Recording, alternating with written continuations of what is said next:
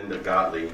She's a New York licensed marriage and family therapist, licensed clinical social worker. She's trained by the world-renowned psychiatrist Salvador Minuchin. She began her work in New York foster care program, followed by working with children with psychiatric issues at the South Shore Child Guidance Center in Long Island. Later, she took assignments from local family courts. After writing her book in 2012 on parental alienation, she focused her clinical practice on parental alienation. Working with over 650 alienated children in 2015, she began an intensive reunification intervention program called Turning Point. Thank you very much, Ms. Gottlieb. I'd like to thank Representative Gonzalez for putting this together and honoring me with the opportunity to speak to you. I've been in a therapeutic role working with children and families for 50 years or half a century, whichever makes me appear younger. I've testified as an expert witness in more than 22 states around the country in more than 37 jurisdictions as a qualified expert in all aspects of family dynamics and family therapy and child custody. And every issue that I've heard today about Connecticut, I think applies to every state that I've testified in. In these matrimonial cases, everybody extols the standard of the best interests of the child, and everywhere it is ignored. And in particular, it's ignored in reference to a child's meaningful, ongoing relationship with two parents. In matrimonial cases, this is really a travesty. And yet, there is one aspect that is heard, one type of case that is heard in family court, in which the child has a right to both parents. And what you have to do to get that privilege is to be adjudicated an abusive or neglectful parent. Because by federal foster care mandates, an abused, neglectful, or an adjudicated abused or neglectful parent has a mandated right to weekly visits with their child. A mandated right. Mandated right to be consulted in medical treatment before the agency signs for it. Even a school trip. How is it possible that at 9 a.m., the judge in family court is admonishing the agency because they failed to make diligent efforts to require that weekly visit with the abusive parent, and at 9:15, the judge is ignoring the parenting plan of a loving, fit parent? It absolutely makes no sense to me. To me, this is really schizophrenic behavior, and I really don't understand it.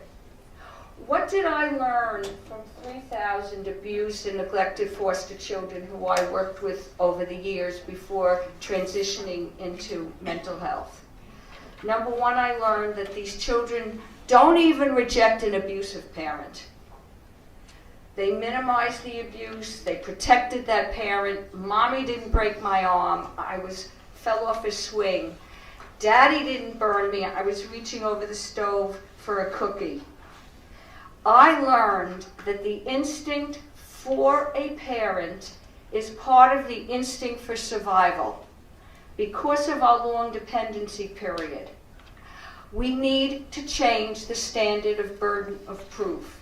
In matrimonial cases, when you are faced with the situation of a child rejecting a parent, to me, the burden should be to prove that alienation is not the cause, rather than it is the cause.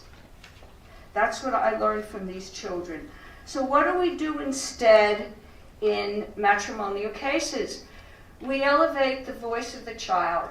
We have literally put the child in charge of the family court system and the family.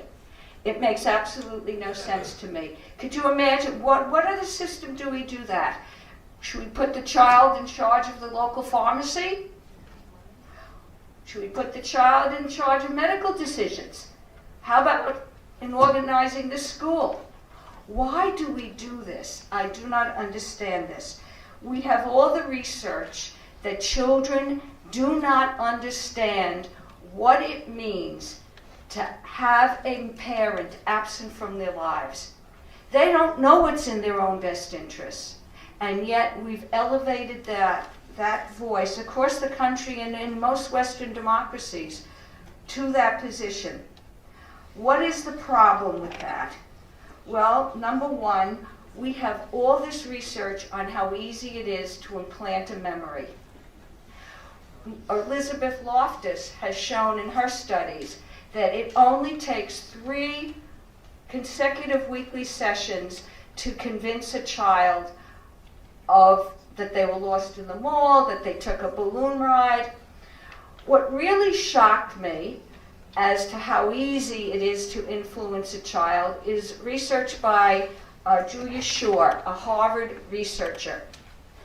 She did research that with college students, she was able to convince a large segment, I'll tell you in a minute, that when they were teenagers they had committed a crime.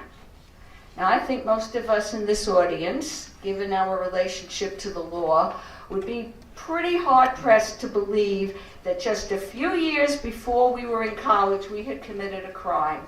Well, that's what the research found after 3 weekly interviews, that they had beat up their best friend to such a degree that the police were called. How is that possible with a stranger? Now imagine how these children, dependent on a parent, are so easily convinced and buy into whatever stories they have told about the other parent. And these children are now repeating it very convincingly to their lawyer, to the court. I mean, years ago I wrote an article on my website. It wasn't peer-reviewed. I think I should submit it now with what I know. An alienated child could pass a lie detector test. I really do believe that at this point. They sound so credible. And this is what we're relying on in the court system. Now, in that wonderful book that I love by Clower and Rivlin, published by the American Bar Association, Children Held Hostage, Identifying Brainwashed Children, Presenting a Case, and Crafting Solutions, page 420, table 17, they found that 86% of children whose parents were going through a high conflict situation, they followed 1,000 children for 34 years. 700 of the children were in custody disputes. The other 300 were other parental conflicts. 86% of them were subjected to some degree of brainwashing. 86%. And we are now ignoring this evidence and listening to the voice of the child. I can tell you, of the 650 alienated children I worked with over the years, most of them were severely alienated because most of my referrals did come from the local courts. They were fairly severe. I would have to say that there was at least one false child abuse case knowingly made in virtually 100% of the severe cases. 100%, virtually. A lot of them sex abuse. Now, when I come to this afternoon, I want to give some testimony about what happens to children and the statistics on children who falsely believe that they had been sexually abused by a parent. It is horrific. And this is what we're doing to our kids. And I find it extremely dangerous. And I think we need to really start taking a situation and evaluating these children. These children present nothing like the abused and neglected children that I actually worked with. And we need to really make a field of specialists who can come in there and really educate the court, because these children are growing up to be severely damaged.